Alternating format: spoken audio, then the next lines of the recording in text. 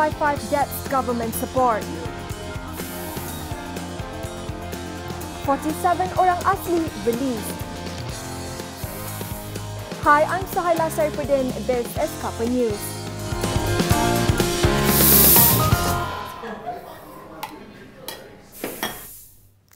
Prime Minister Datuk Seri Najib Tun Razak says he will continue to take the position and attitude of a mature leader in the face of personal attacks by his political enemies.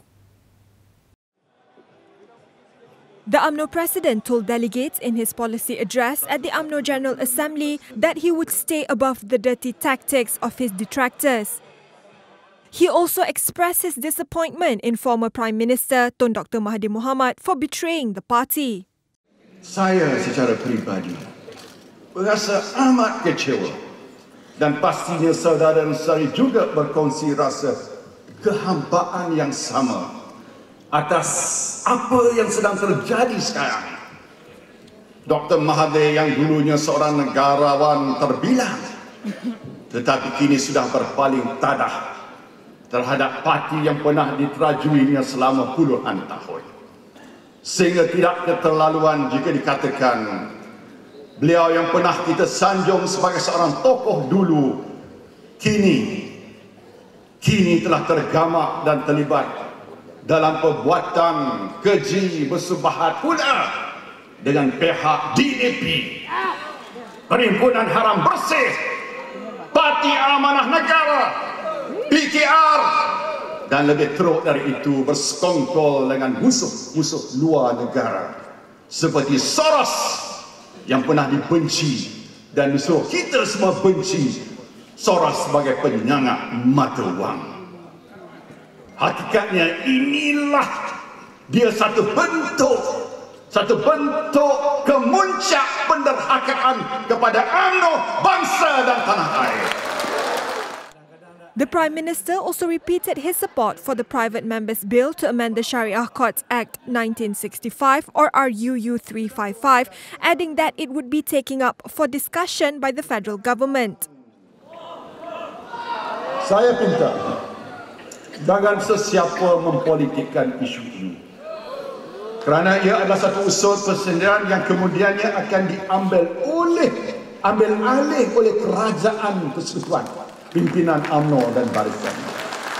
Kepada yang bukan beragama Islam, usah bimbang kerana mereka tidak tertakluk di bawahnya sama sekali. Not at all. Dan kerajaan sedang mengkaji dengan halus agar tidak berlakunya unsur perhukuman dualisme dalam negara kita. In the hour-long speech, Najib warned that Islam will be belittled if DAP came to power and Malays must fear the adverse effects and nightmares that they may face.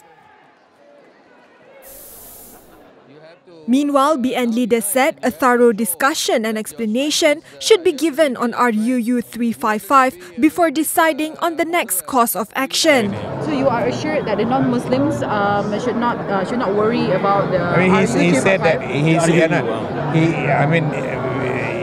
his statements today about that, and then the fact that the dualism, they will make sure that there's no dual legal system in this country, and the constitution will be upheld.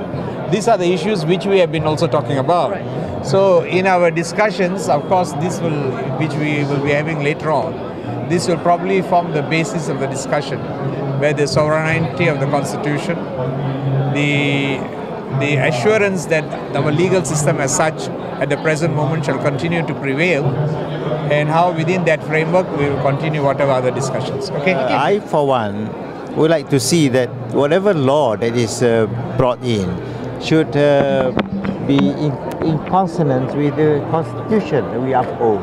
And we all, as the PM said just now, have taken an oath to uphold the constitution. And now we have a legislation or a bill which is not in consonance with the federal constitution that we have today. Now, which do we support? So it's causing confusion. So we, as far as I'm concerned, we are going to wait for the explanation so that it will smoothen and soothe the feelings of everybody. On the other hand, MCA President Datuk Seri Liao Tiong Lai reiterated that the party will not support the RUU 355 as it goes against the spirit of the federal constitution.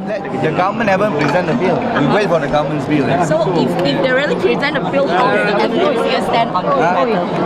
No, our stand is that anything is against the federal constitution will not accept. Okay? Well, our stand is very clear. You cannot, the bill cannot go against the federal constitution. Police have released 47 Temyar orang asli who were detained in a crackdown on an anti-logging blockade at Simpang Petir, Kelantan after a 2-day remand. Supporters cheered as the group exited the Gua Musang District Police Headquarters around 3:30 p.m.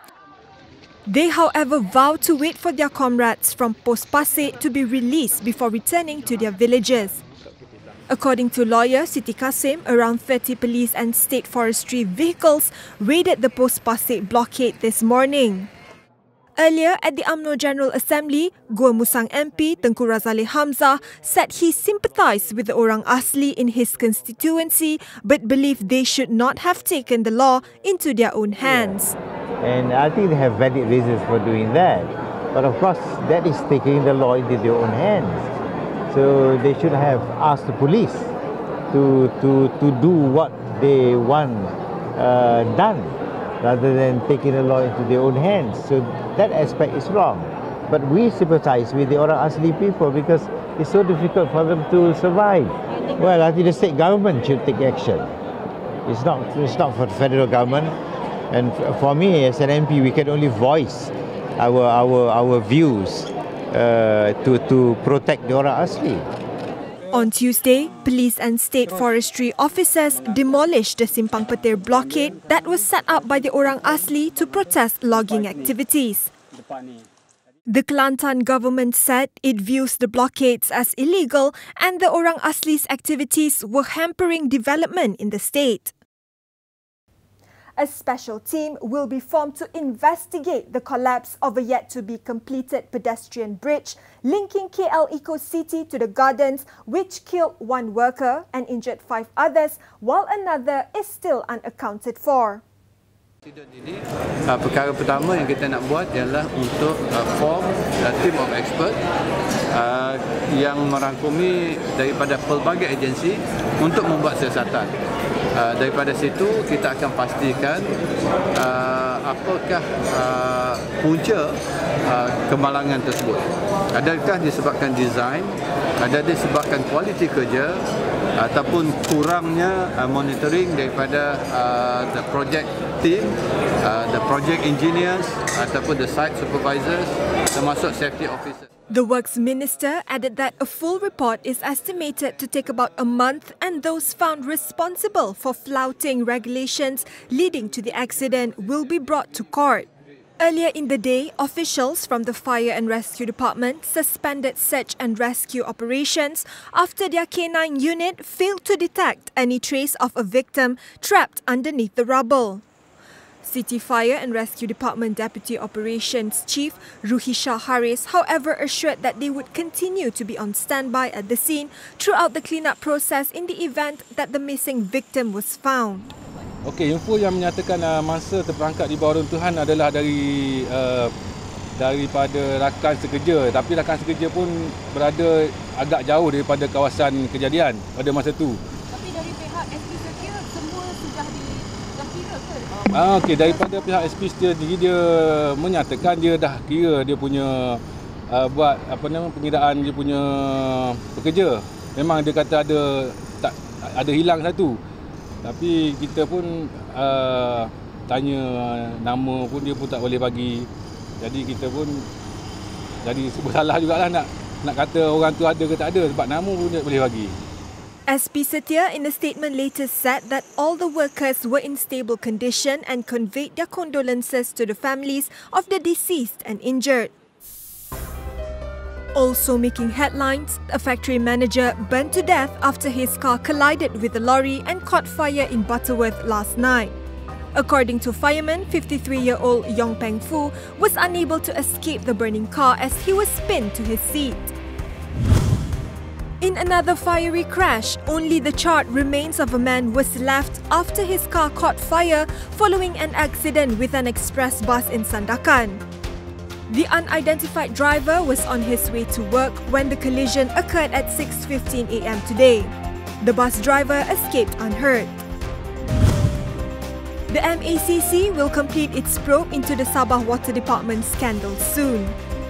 After examining nearly 12 tons of documents comprising payment vouchers between 2008 to 2016, Deputy Chief Commissioner of Operations Dato' Azam Baki said investigation papers are ready to be submitted to the Attorney General.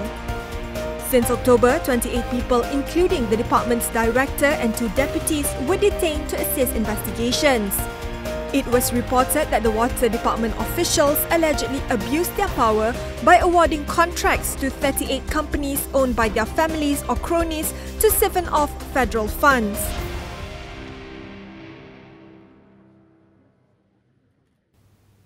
In world news, investigators looking for the cause of the Colombian plane crash say they're now considering the possibility the aircraft may have run out of fuel.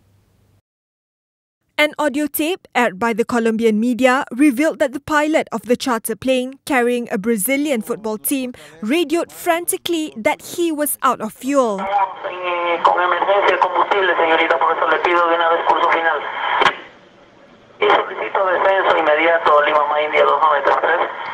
Minutes later, the aircraft carrying 77 passengers slammed into a hillside near Medellin.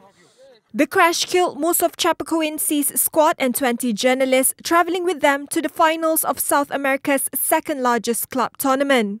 A Bolivian newspaper reported that the plane was scheduled to make a refuelling stop in Bogota, but the pilot decided to skip the Colombian capital and headed straight for Medellin. In other news, Myanmar State Councillor Aung San Suu Kyi has an arcade named after her on the second day of her visit to Singapore amid criticism on how she is dealing with the persecution of Rohingya Muslims in Rakhine State. Well, I think it's very lovely, don't you? Well, you can't expect me to say any less. Can you also comment on the Rohingya issue? Violence in Rakhine surged in the last month after security forces poured into the area. At least 10,000 Rohingya have fled to Bangladesh with horrifying stories of gang rape, torture and murder at the hands of the army. Pro-asylum seeker protesters have targeted Australian Parliament for a second day, bypassing security to abseil above the main entrance of the House in Canberra on Thursday. Sure, so the actions match the urgency of the matter. This is a humanitarian crisis. Right now, mums, dads, kids, people just like people who are viewing this right now are being raped, murdered and tortured, and our entire parliament is complicit in that. Asylum seekers trying to reach Australia by sea are sent to isolated outposts on Nauru and Papua New Guinea's Manus Island, with the detention camp's condition widely criticised by refugee advocates and medical professionals. Victoria's Secret models hit the runway in Paris on Wednesday, the first time the show was hosted in the French capital. Jasmine Toux was especially chosen to wear the $3 million Victoria's Secret 2016 fantasy bra. Oh my god, walking in the bra, I was freaking out backstage. I almost started crying and I was so scared I was going to walk on the runway and start tearing up, but I kept it together. Lady Gaga, The Weeknd and Bruno Mars also performed at the show.